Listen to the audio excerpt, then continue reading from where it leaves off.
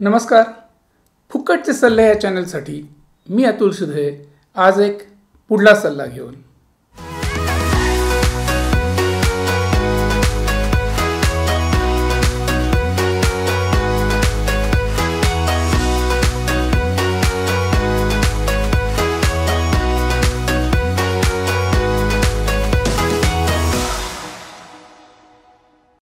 नमस्कार मित्रांनो. सिनेमा क्षेत्रात किंवा अभिनय क्षेत्रात यशस्वी होण्याकरता तुमच्याकडे 2 प्रकारच्या ब्युटीज असणं आवश्यक आहे. हा मुद्दा आपण पहिल्या एका एपिसोडमध्ये घेतलेला आहे. या 2 ब्युटीज म्हणजे inner beauty and outer beauty, म्हणजेच ब्रेन ब्युटी आणि बॉडी ब्युटी. या दोन्ही ब्युटीज तुमच्याकडे हँड इन हँड एकत्र असतील तर यू कॅन क्रिएट वंडर्स. पण दोन्ही ब्युटीज तुमच्याकडे एकत्रित नसतील तर कुठली तरी एक ब्युटी तुमच्याकडे अतिशय मुबलक प्रमाणात असावी लागते. हा मुद्दा आपण डिस्कस केलेला आहे.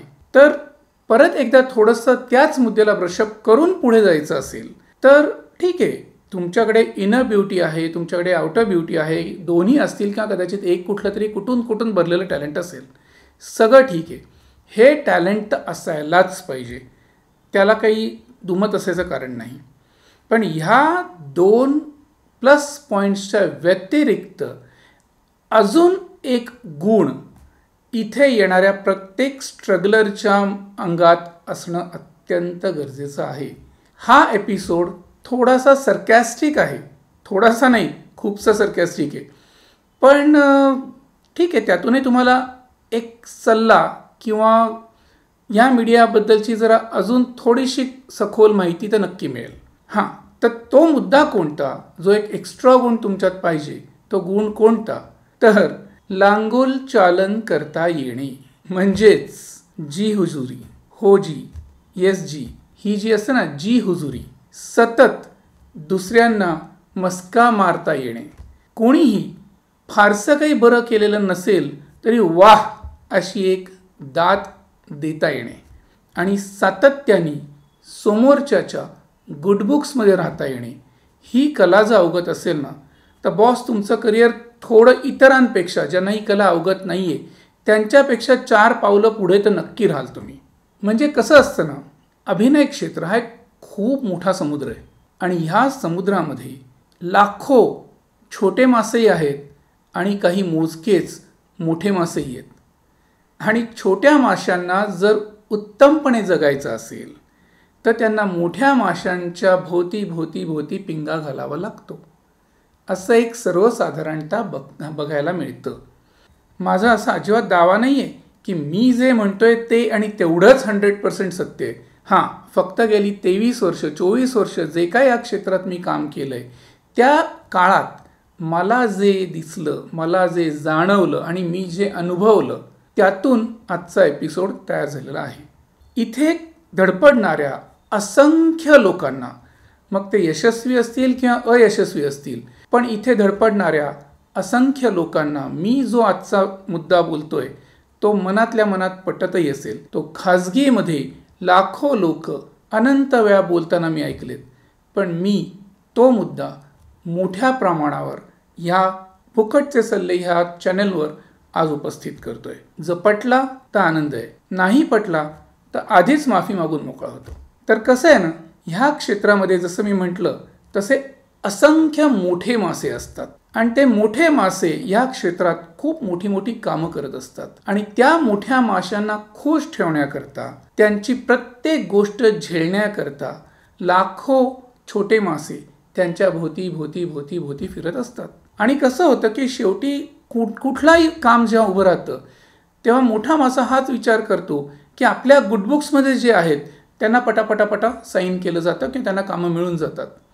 त्यामुळे तुम्हाला जर या क्षेत्रात यायचं असेल तर टॅलेंट तुमच्यामध्ये असणं हा तर अत्यंत महत्त्वाचा घटक आहेच, पण कुठल्या तरी मोठ्या माशाच्या भोवती करता येणं, त्याच्या भोवती पिंगा घालता येणं हे निश्चितच आवश्यक असतं, जेणेकरून तुम्हाला काही कामं जरा विनासायास पटकन मिळू शकतात.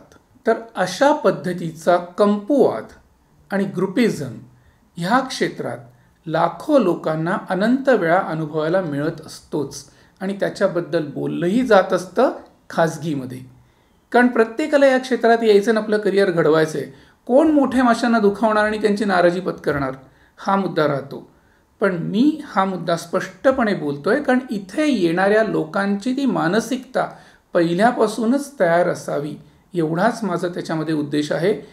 ग्रुपिझम असावं की नसावं, कंपुवाद असावा की नसावा, तो चांगला का वाईट हा माझा मुद्दाच नाही आहे. तसंच इथल्या ग्रुपिझमला तुम्हाला तोंड द्यायला लागणार आहे याची मानसिकताही तुम्हाला ठेवायला लागते. तर ॲज आय सेड की हे क्षेत्र म्हणजे एक अवाढव्य मोठा अथांग समुद्र आहे आणि या समुद्रामध्ये अनंत मोठे मासे खूप मोठी मोठी कामं करत असतात आणि त्या मोठ्या कामांमध्ये आपलीही वर्णी लागावी या एकाच सुप्त इच्छेमुळे असंख्य छोटे मासे त्यांच्या भोवती भोवती भोवती भोवती पिंगा घालत असतात आणि त्यांच्या गुडबुक्समध्ये राहण्याचा आटोकाट प्रयत्न करत असतात. मग ऑब्व्हियसली असं होतं की जेव्हा एखादा मोठा मासा त्याचं मोठं काम फ्लोअरवर आणायला लागतो त्यावेळेला त्याच्या अवतीभोवतीच्याच काही लोकांना पटापटा कामं तो देऊन टाकतो आणि अशा गुडबुक्समध्ये असलेल्या लोकांना विनासायास पटकन कामं मिळतात. हे एक त्रिकालाबाधित सत्य आहेच.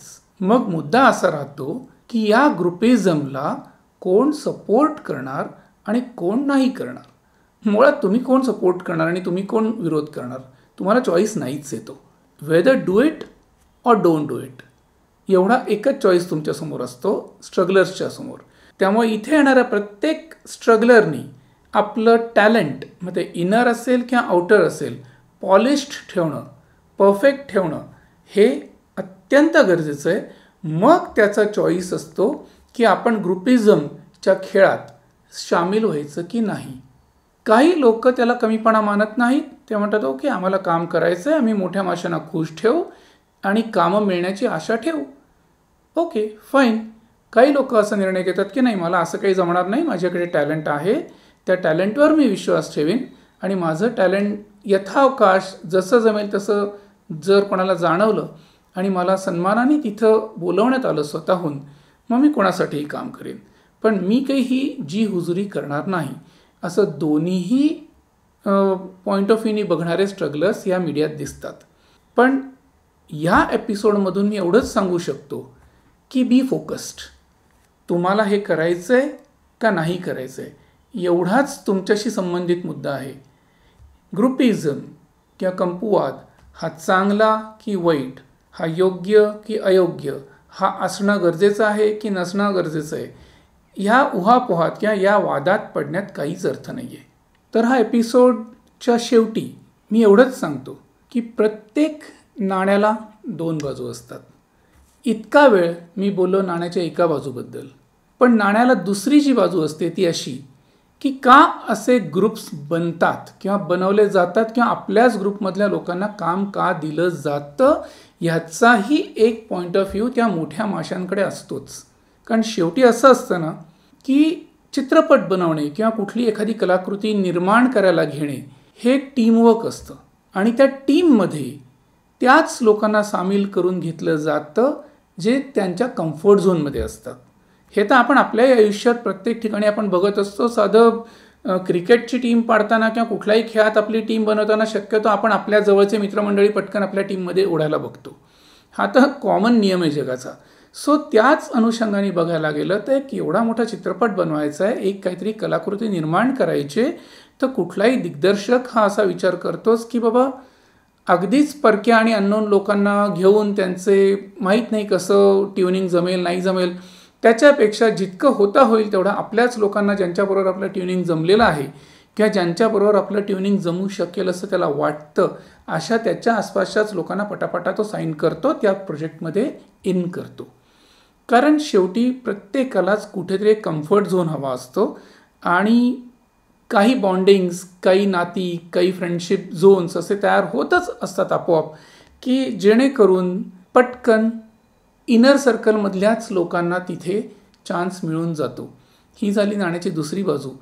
ती एक्सप्लेन करायला गेलं तर त्याच्यावर एक वेगळा एपिसोड पण होऊ शकेल. सो तो मुद्दा ह्या एपिसोडमध्ये घेण्यात काही अर्थ नाही आहे. कारण नाण्याची ती बाजू म्हणजे मोठ्या माशांची जी बाजू आहे ती बाजू तुमच्यापासून फार लांब आहे. तुम्ही स्ट्रगलर्स आहात त्यांच्या आयुष्यात काय चाललं किंवा ते असं का वागतायत याचा विचार करण्यापेक्षा तुम्हाला कशाला फेस करायचं आहे हा फोकस तुमचा क्लिअर असणं हे खूप गरजेचं आहे. सो आपण आत्ता फक्त याच मुद्द्याचा विचार करू किंवा तुम्ही आत्ता एवढ्याच एका मुद्द्याचा विचार करून तुमचं करिअर प्लॅन करा, इतकंच मी सांगेन. तुम्हाला जर ग्रुपिझमला सपोर्ट करायचा असेल करा, 4 कामं नक्की मिळतील आणि फायदा होईल. नसेल करायचं सपोर्ट, ओके, फोकस्ड राहा. माझ्या टॅलेंटवर मी विश्वास ठेवून मी माझं काम करणार आहे. माझं काम जर कोणाला आवडलं, माझं टॅलेंट कोणाच्या लक्षात आलं तर मला स्वतःहून सन्मानात काम मिळेल हा विश्वास ठेवा आणि स्ट्रगल चालू ठेवा, एवढंच मी सांगेन. तर आता या क्षेत्रात येऊ इच्छिणाऱ्या प्रत्येक स्ट्रगलरनी मला काय सांगायचं आहे हे समजून घ्यावं आणि त्यानुसार स्वतःचा फोकस क्लिअर ठेवावा. आणि हा माझा सल्ला तुम्हाला पटला असेल, बऱ्याच लोकांना तो पटला असणारही आहे, तो पटला असेल तर माझा आजचा एपिसोड हा लाईक करून टाका, माझं चॅनल सबस्क्राईब करा and stay connected, stay tuned. Thank you.